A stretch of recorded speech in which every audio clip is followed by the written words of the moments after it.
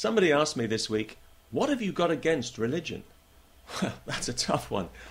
I'm suspicious of religion, and that's unusual for me because normally if something sounds too good to be true, I'm in. Where do I sign? But with religion, something's holding me back, and I'm not sure what it is. It could be the shameless hypocrisy, the arrogant self-righteousness, the willful ignorance, or the cynical indoctrination and poisoning of young minds with prejudice and hate. It's difficult to say exactly.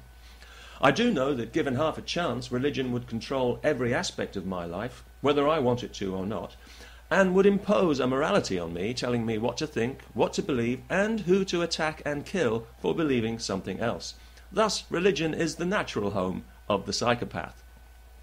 Historically, whenever religion gets any power, the result is always repression.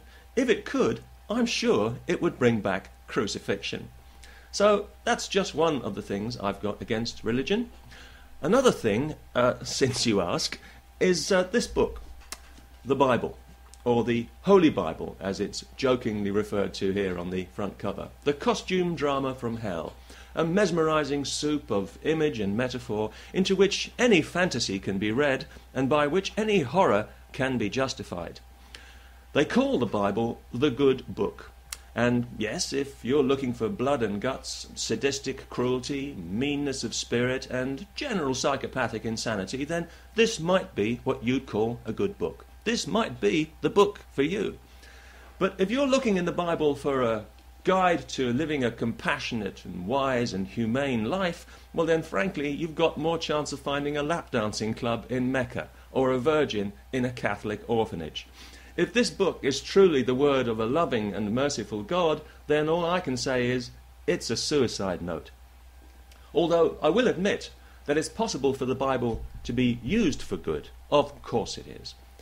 For example, if you were to take a nice thick hardback copy of the Bible and insert it sideways into George W. Bush's born-again anus, and then hammer it up there nice and tight with a very large mallet, that might do some good.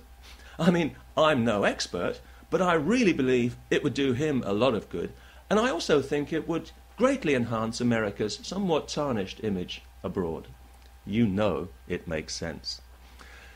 Finally, to all the Christians who've contacted me recently, quoting scripture and preaching Jesus, you know who you are. Yes, please, by all means, carry on preaching Jesus to me all you like. That's fine.